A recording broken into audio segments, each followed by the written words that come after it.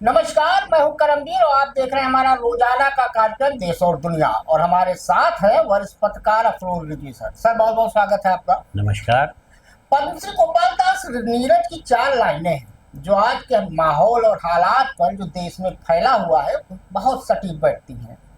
अब न वो दर्द, न वो दिल, न वो दीवाने रहे। वाह। अब न वो साज, न वो शोज, न वो गाने रहे। साकी अब भी यहाँ तू किसके लिए बैठा है।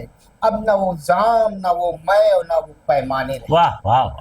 हमारे देश की जो राजनीति है, जैसे जैसे देश हमारा बढ़ता जा रहा है, 75 साल 78 हो रहे हैं, सबका साथ सबका हाँ, विकास के साथ सब अमृत काल चल रहा है। वैसे वैसे नेताओं के आचरण, उनके कार्य व्यवहार शैली और उनके बोली भाषा में भी बहुत जमीन आसमान का अंतर हो गया है।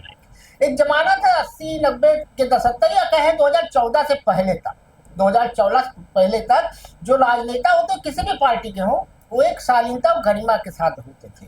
अब 2014 के बाद, चूंकि कंगना रनौत ने बताया है कि चांद पर एक दाग है, लेकिन हमारे नरेंद्र मोदी जी पर कोई दाग नहीं है, बेदाग है। तो चांद भी अब बेचारा अफसोस कर रहा होगा कि चलो मोदी बन जाया जाता, सही है। सर, अब निशिकांत दुबे एक है भाजपा के, इनके बारे में शॉर्ट में बता दूं सर। ये हमारे यहाँ एक सनातनी भाषा में, हिंदी भाषा में कहा जाता है दलाल, जिसे अंग्रेजी में कहते हैं, क्या कहते हैं सर अंग्रेजी में उसे? डाउट। हाँ, तो ये थे रिलायंस कंपनी के लिए दलाली करते थे। और ये मोदी जी से सीनियर हैं, ये प्रधानमंत्री बन सकते हैं सर, क्योंकि इनमें मोदी जी में बहुत समानता है। अब मोदी जी को 2024 में हुए अविनाशी, एक क्रूज पे रूपका लियाकत को जब इंटरव्यू दिया था बनारस में, या कहाँ, लेकिन निशिकांत दुबे उससे पहले से हैं। वो लाइजनर तो थे रिलायंस में, लेकिन वो उससे पहले अविनाशी भी हैं सर। अच्छा। 2018 में एक कार्यक्रम में एक भक्त से उन्होंने अपना पैर धुलवाया था और उसको पिलवाया था, और अपने आप को कहा था मैं कृष्ण का अवतार। तो ये एक समानता तो ये हो गई मोदी जी में और निशिकांत दुबे में। दूसरी समानता पढ़ाई को लेकर भी है। जैसे मोदी जी की डिग्री का नहीं पता है, इसे ये तीसरी बार 3 टर्म के सांसद है निशिकांत दुबे। ये अपने हर चुनाव में एक हलफनामा देते थे कि दिल्ली यूनिवर्सिटी से मैंने MBA किया है। जब RTI डाली गई तो साफ तौर पे दिल्ली यूनिवर्सिटी ने कहा इन्होंने मेरे यहाँ से कोई MBA नहीं किया है। तो डिग्री में भी दोनों समानता है। तो ये हो सकता है कि मोदी जी के बाद निशिकांत दुबे प्रधानमंत्री बने। सर, बड़ा अजीब मतलब यही योग्यता है प्रधानमंत्री। दोनों में समानता है। आज CGI चूंकि छुट्टी पर थे, तो एक जस्टिस BR गवई और जस्टिस मसीह की बेंच में एक मामला आया। मामला ये आया कि साहब निशिकांत दुबे ने वो हरिशंकर जैन लेके गए थे।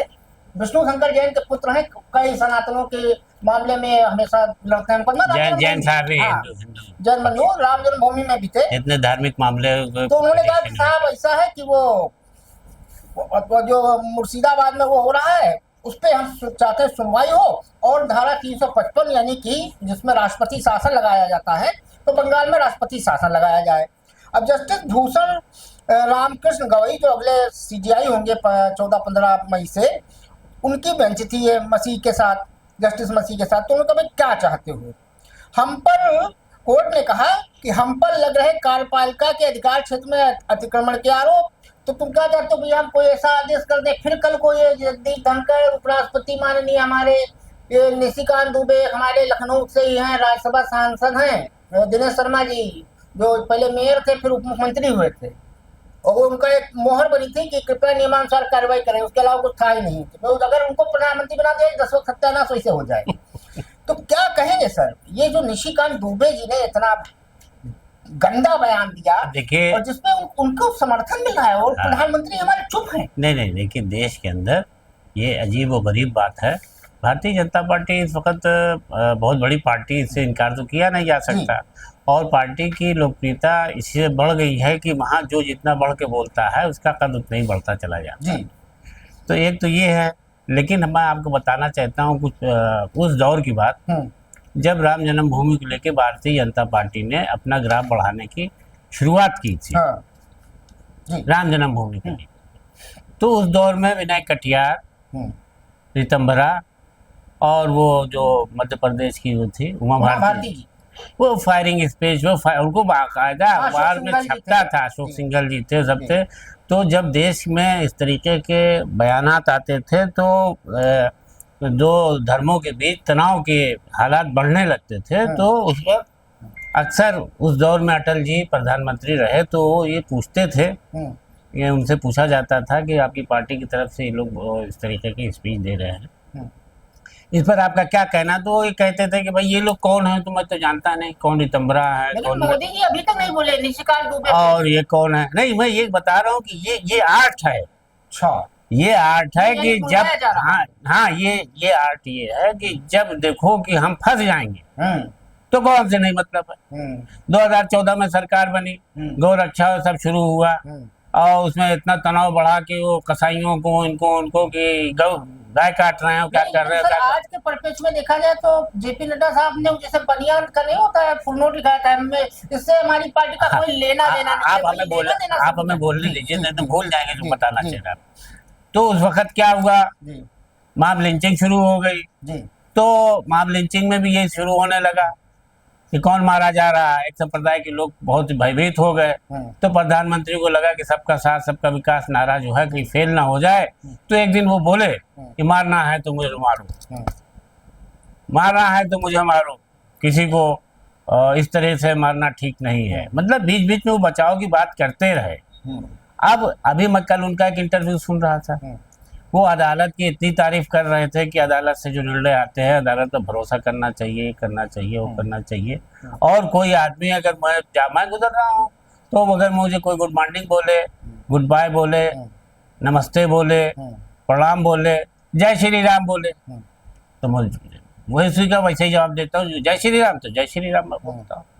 तो जय श्री राम बुरा वो लगाना थोड़ी है, लेकिन जय श्री राम का नारा लगवा के किसी को बेइंतहा मारना और जबरी लगवाना। सर हमारा आज का मुद्दे पे बताइए, जो निशिकांत दुबे जी ने कहा और उसके बाद एक अनस तनवीर साहब उन्होंने अटॉर्नी जनरल को एप्लीकेशन दिया, जो कि उसमें नियम क्या है सर। नहीं मैं तो आपको ये बताना चाह रहा था कि भारतीय जनता पार्टी में ऐसे कैरेक्टर चलते रहते हैं। अच्छा। अब ये बयान आया है, ये बयान आया है सोची समझी रणनीति के तहत आया है। कैसे मजाल हो सकती है किसी पार्टी में, 1 मिनट में तुम्हें निकाल देना चाहिए, लेकिन खट से कह दिया आपसे नहीं बता। अटल जी इन्हें तब कहा था ये कौन है साध्वी रितंबरा, कौन है वो, मेरा मंदिर और ये वो, तो जब चल रहा था ठीक है, वो आंदोलन चल रहा था, लेकिन उस दौरान जब गलत कोई बोलता था तो अटल जी ये बोलते थे। आज यही हो रहा है कि जल्दी से जेपी नड्डा ने पूरा एक्स पर बयान दे दिया और वो कर क्या उनको निकाला, उनको कारण बताओ, नोटिस दिया कुछ तो कुछ नहीं दिया। तो मैं आपको वही बताना चाह रहा हूँ। मैं एक चीज आपको और बताना चाह रहा हूँ, अटल जी प्रधानमंत्री जब थे तो कांग्रेस की एक महिला लीडर के खिलाफ अडवाणी साहब एक पत्रिका बोले गए फाइल। अटल जी का दौर अलग था सर। वही मैं नहीं तो वैल्यूज बता रहा हूँ, तब अटल जी बेइंतहा नाराज हुए थे क्योंकि उनको इलाज के लिए विदेश भेजा गया और मुखिया उस दौर में भाजपा की सरकार नहीं थी जब अटल जी के साथ अच्छा लोगों ने अपना व्यवहार किया, दिखाया, तो वो निभाया था उन्होंने। तो इस तरीके के अब ना लीडरशिप है ना वो, अब तो जो बोल दो। अब इतना डंके की चोट पर वो बोलना है, पूरा देश इसमें स्तब्ध है सुन करके। दर्शकों को बता दूं कि 1971 में की धारा 2 CI के तहत अगर कोर्ट की अवमानना होती है तो पिटीशन फाइल हो सकती है, बशर्ते उसमें अटॉर्नी जनरल या सॉलिसिटर जनरल से परमिशन लेनी होती है। लेकिन आज जो फाइनल हुआ, जो जस्टिस गवई की बेंच पे जब मामला गया, उसमें एक अनस तनवीर ने तो अटॉर्नी जनरल को दे रखा है सर। तो इसीलिए आज जो जस्टिस गवई साहब ने ये बात कही है कि अभी तो हमने सिर्फ बोर्ड के कानून में 2 बात कही तो हमने हमारे ऊपर इल्जाम लगने लगा कि हम यहाँ जो गृह युद्ध की जैसी स्थिति पैदा हुई उसके लिए हम जिम्मेदार हैं, यानी कार्यपालिका में हम हस्तक्षेप कर रहे हैं। अब आप हमारे पास आए हैं, दुआई दे रहे हैं कि राष्ट्रपति शासन लगा दीजिए वहाँ। इसमें एक मजेदार बात है सर, मतलब ये पढ़े लिखे जाहिल हैं कि आप सीधे सीधे CGI साहब का नाम लेके, जो मौजूदा CGI है, कह रहे हो सभी गृह युद्धों के लिए वो जिम्मेदार है। जस्टिस संजीव खन्ना का नाम दिया के लिए। अरे भैया 5-6 महीने से ही है, बहुत अल्पकाल के लिए है, और गृह युद्ध अगर हो रहा है तो आपके गृह मंत्री अमित शाह क्या कर रहे हैं? नहीं, लेकिन देखिए ये तरह के बयान दे करके ये दिखाना कि हम सुप्रीम कोर्ट को भी नहीं मानते हैं और दबाव बनाने की ये रणनीति है कि जजेस भी जान जाए कि अगर हम ऐसा कुछ करेंगे तो हमारे खिलाफ भी बोला जाएगा। अब वो एक ट्रोल आर्मी है जो गधों की फाइट आर्मी है, और वो गधे सब लगे हैं बिल्कुल उसमें। अरे नहीं आप बहुत बढ़िया बोले, सिखा दिए, अरे गधों कम से कम कानून पढ़ लो, कानून अगर पढ़ लेते तो गधापन नहीं करते। सीधा सीधा सर है, अनुच्छेद 368 केवल संसद को इस देश में कानून बनाने का अधिकार देता है।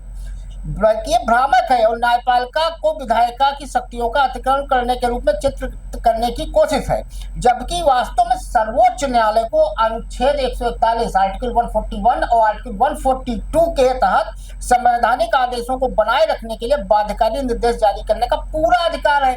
अब यह बात हम हाँ बिल्कुल कि जब कोई चीज गलत दिशा में जाने लगती है तो आदमी सुप्रीम कोर्ट भी जाता है ना। सर्वोच्च न्यायालय का मतलब क्या है? कस्टोडियन है आप संविधान बात का। कह रहे हैं कि साहब संसद बंद कर दो। अब संसद में भी अगर कोई वैसी चीज होगी, आप गवर्नर से आप ये नहीं पूछ रहे हैं कि 3-3 साल और 5-5 साल आप काहे किसी का विधेयक रोक रहे हैं? 5 साल पूरा रखे थे। है आप रोकेंगे तो कोर्ट तो उसकी व्यवस्था ही देगा ना कि भाई आप, और उसमें कोई उन्होंने कोई उस तरीके से इंगित करके आदेश दबाव डरा के फटकार के थोड़ी आदेश दिए। उन्होंने कहा कि ये अगर है तो ये व्यवस्था ये कहती है कि आप 3 महीने से ज्यादा इसको नहीं रोक पाएंगे। और 3 महीने का नियम तो भाजपा सरकार ने लेके आई थी। हाँ, ये तो 2020 ये तो व्यवस्था चली आ रही। उसी को अगर कोर्ट ने ये बात कह दी है तो आपको खट से बुरा लग गया कि साहब ये तो हम पर वो जो है हुक्म चला रहा है। बताइए, आप डिप्टी स्पीकर जैसा आदमी अगर ये बात बोले वहां पर तो क्या उसको कहा जाए? खैर आज ये हो गया फाइनल सर की जस्टिस गवाई ने कह दिया, किसी ने आपको रोका नहीं, आप पिटीशन फाइल कीजिए। निशिकांत दुबे की निश्चित तौर पर मुसीबतें बढ़ेंगी, जगदीप धनखड़ की भी बढ़ेंगी, दिनेश शर्मा की भी बढ़ेंगी और ट्रोल आर्मी की भी बढ़ेगी। अब नहीं होगा तो लोग सवाल करेंगे देश में कि आपने इनके खिलाफ क्या किया। वैसे भी गधों को पता नहीं है, संविधान में 1,45,378 अंग्रेजी के वर्ड हैं। संविधान जब लिखा गया था, संविधान सभा के लोगों ने सोचा नहीं होगा कि ऐसे गधे भी होंगे देश में जो इस तरह ट्रोल करेंगे। अब सर चलते हैं दूसरे मुद्दे पर। आजकल ये बाढ़ सी चल गई है सर कि पति पत्नी शादी हुआ, पता चला वो प्रेमिका के साथ फरार। ये रोज हो रहा है, पता नहीं कौन सा ग्रह खराब है।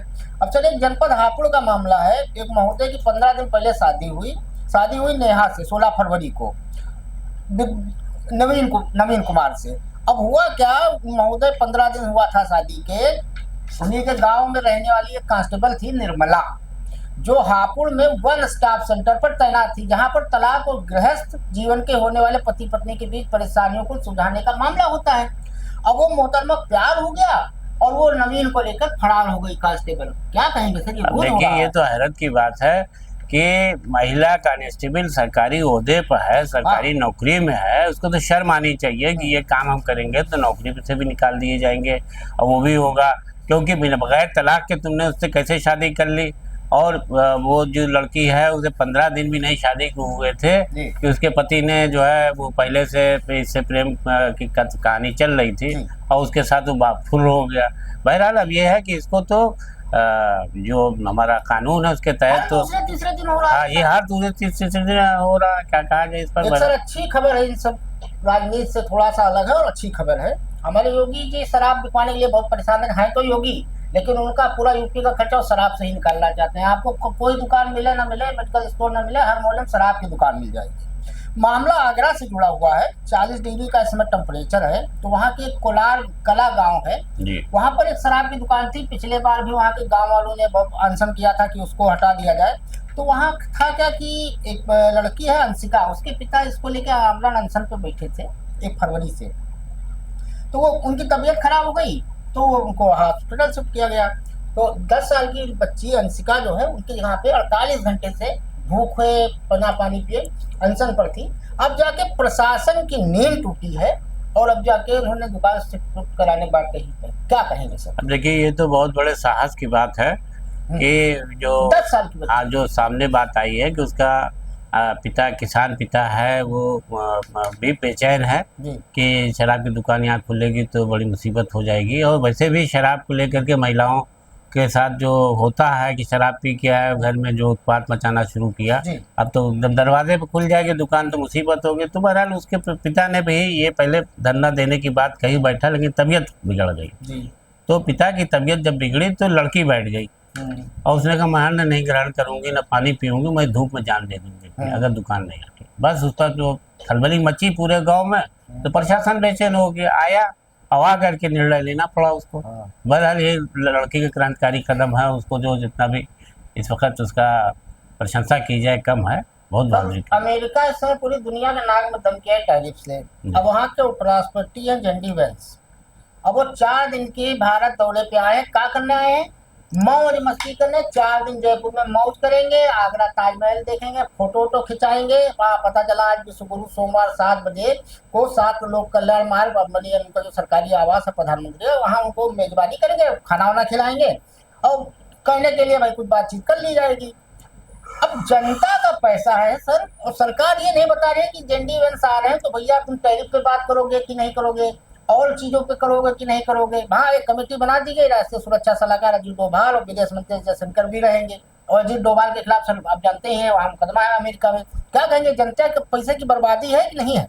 अब ये तो क्या कहा जाए, बहरहाल ये कि प्रोटोकॉल है जी तो उसके तहत तो वो अमेरिका के उपराष्ट्रपति हैं तो उनको तो मिलेगा, लेकिन ये तो सही है कि इस वक्त अमेरिका नाक में दम किए है टैरिफ से, और उसमें उस दौरान वहाँ के उपराष्ट्रपति किस मुंह से आ रहे हैं हमको ये भी तो परिवार, सोसा परिवार, उनकी उन पत्नी शायद यहाँ भारत की रहने वाली है, आंध्र प्रदेश की है।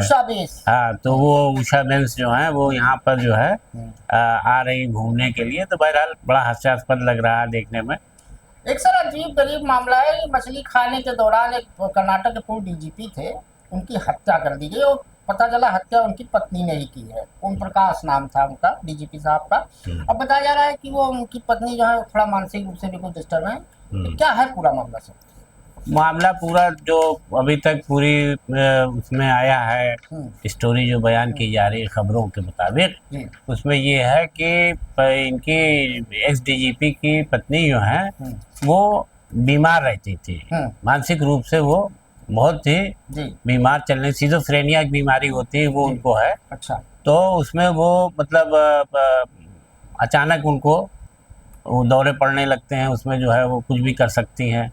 तो ये जो थे ये चूंकि डीजीपी रह चुके हैं पुलिस वाले, तो ये भी असलाह तो अपना जैसे कि बीबी ने इल्जाम लगाया कि हर वक्त ये जो है डीजीपी साहब जो थे वो पूरी पुलिस की ही अंदाज में असलाह लेके धमकाते रहते थे पूरे घर को, और मैं इससे बहुत डरती थी, मेरी जान का खतरा था।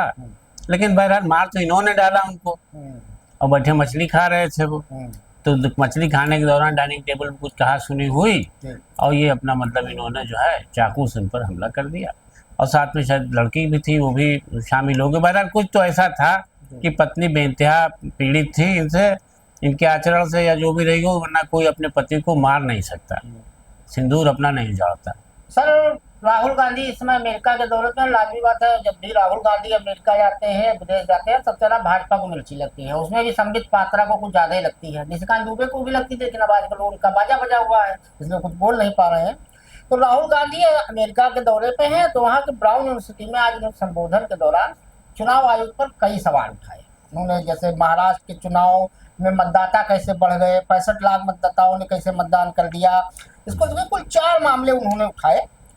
क्या कहेंगे सर? उसके बाद बीजेपी ने प्रेस कॉन्फ्रेंस की, बीजेपी तुरंत करती है राहुल गांधी को, कहते देश का अपमान कर रहे हैं। अरे भैया मोदी जी के 50 वीडियो में थे जो कह रहे थे मोदी जी उसमें अमेरिका में, अरे 2014 से पहले लोग सोचते थे कि हिंदू कहाँ बेकार देश हिंदुस्तान में पैदा हो गए, माथा पीटते थे। तो ये देश का अपमान नहीं है क्या? क्या खुद ही कहा था कि मैं तो ऐसे देश में पैदा होना भी ना पसंद करूं। हाँ, ये स्थिति है। क्या कहेंगे राहुल की लोकप्रियता जो है खाली अब वर्तमान की स्थिति से लेके नहीं है जी।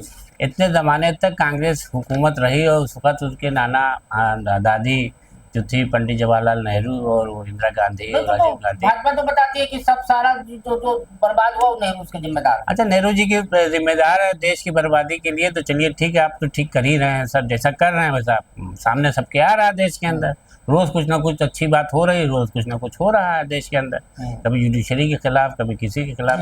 तो राहुल गांधी की लोकप्रियता से को अपने देश के अंदर दबाने के लिए भी जरूरी हो जाता है ना कि अगर हम मौन रह गए तो फिर सारा टीवी सारा वो सोशल मीडिया यही दिखाएगा। तो उससे पहले कि वो कुछ अच्छी बातें आए इसको दिखाना शुरू कर दो। तो देखिए संबित पात्रा हो या रविशंकर प्रसाद, उनका काम ही ये है कि बार बार जो है ओ राहुल वहाँ क्यों जाते हैं, राहुल वहाँ क्यों जाते हैं, पिछले दिन यहाँ क्यों। अरे भाई आप देश के लिए बैठे हो, काम करने के लिए बैठे हो कि राहुल के खिलाफ बोलने के लिए? नहीं, इनको मोदी जी ने हमें लग रहा है बनाया है नाऊ कि तुम गिना करो, तोड़ के लिखा करो। अच्छा, कहाँ संबित पात्रा के कोई इतना बड़ा कद नहीं है कि वो मतलब बोले तो उसका कोई आदमी संज्ञान बहुत ले ले, कोई इतना बड़ा वो नहीं। यहाँ रविशंकर प्रसाद तो लोग मिनिस्टर रह चुके हैं, उनका इतना तो बोलते हैं तो प्रवक्ता के तौर पर सुना जाता है, लेकिन बहरहाल कोई मतलब नहीं है। राहुल गांधी का विरोध करो, चाहे जितना करो, भाई आपके रोज हाथ करते में हैं है, रोज करते हैं। हिंदुस्तान। लेकिन आज ही हिंदुस्तान को हम देख रहे थे इस पे इंटरनेट पे को लिख रहा है पप्पू मुगत्ताई को, लोग उनका सबने बचकानी हरकत कब छोड़ेंगे राहुल भैया, तुमसे पूछ कर। देखिए, जब शुरू में इन लोगों ने ये कोशिश की थी कि पप्पू पप्पू बोलो,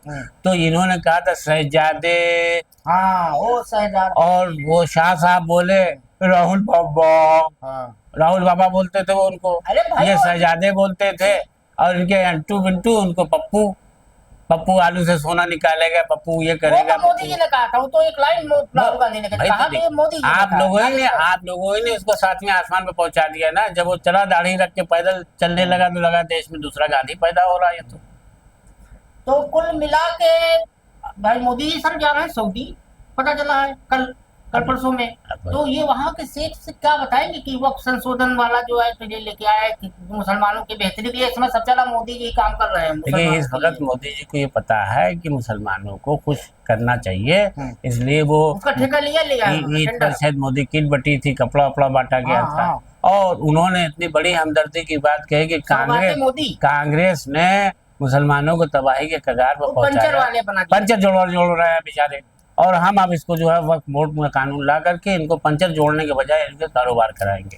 तो भैया कुल मिला के जान लो कि जब मोदी जी आए थे, हमको याद है 2020 में इन्होंने हज की सब्सिडी खत्म कर दी। कहा था इससे मुसलमानों का भला होगा, जो पैसा बचेगा वो हम भलाई में लगाएंगे। पता नहीं, आज तक मुझे नहीं पता है, आप लोगों में से किसी को पता हो तो बताइएगा मुसलमानों को कौन सी भलाई हुई। हाँ, एक काम जरूर हुआ, हज की सब्सिडी बंद होने से एयर इंडिया भी बंद हो गया, क्योंकि उसी सब्सिडी से आदमी हज करने जाता था, वो एयर इंडिया चल रहा था। तो मोदी जी ने एयर इंडिया के काम लगा दिए, बहुत कम लोग जानते होंगे।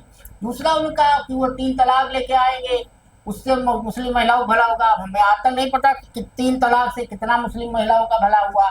अब ये वक्त बैक लेके आए, बोल रहे उससे भी भला होगा मुसलमानों का। 3 तलाक, वहाँ तो धर्मेंद्र ने शादी कर ली दिलावर खां बन करके हेमा मालिनी से, और जाने इतने कैसे बैठे हैं, कहते हैं जब यहाँ नचित बने तो चलो मुसलमान बन जाओ। है, मुमकिन है, कुछ भी मुमकिन है। अब तो निशिकांत दुबे जी भी उसी लाइन पे है। मोदी है तो मुमकिन है। हाँ, निशिकांत दुबे भी है, हो सकता है मंत्री बना दिए जाए, दिनेश शर्मा भी लगे होंगे कहीं कुछ बना दिए जाए। जैसे जो विभाग दिनेश शर्मा जी को मिलेगा वो भगवान ही मालिक है, उस बात का क्या होगा।